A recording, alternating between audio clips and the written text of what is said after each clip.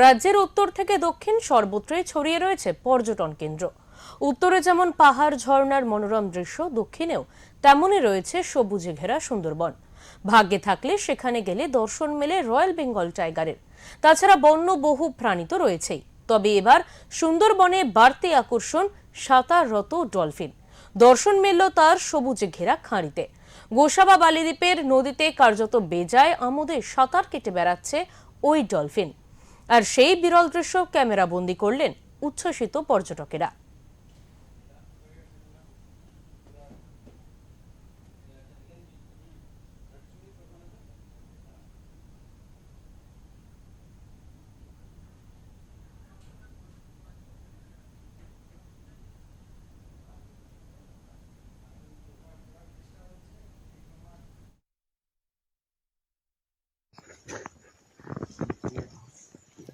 লাভ তো সেই